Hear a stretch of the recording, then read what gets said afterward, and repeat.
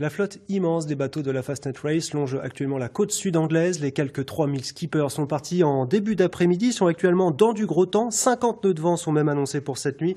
Un départ prudent pour les ultimes IMOCA ou classe 40 dans des conditions météo difficiles. Donc, au niveau du classement, Charlie Dalin, le skipper havrais, est pour l'heure deuxième chez les IMOCA. Une flotte emmenée par François Gabard sur son géant des mers.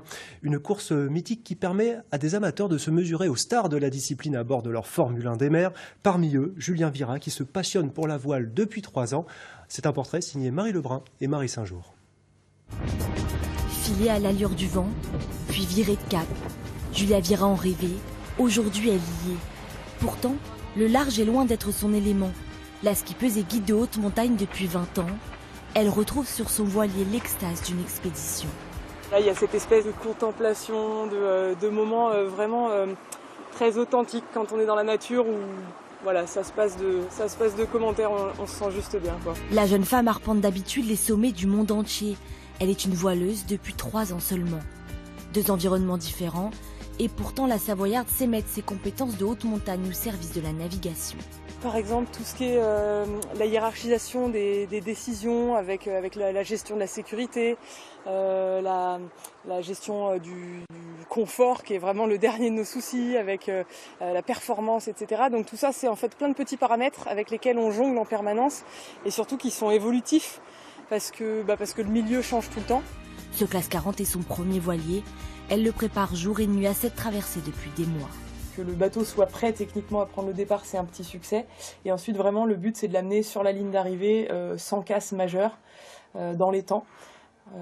Voilà, donc le premier objectif, c'est pas un objectif de résultat sportif. Par contre, je reste une sportive, donc c'est vrai que je vais quand même essayer de tout donner pour me battre avec les bateaux qui sont autour du nôtre. Chez les marins, la montagnarde impressionne par son dépassement de soi et sa curiosité.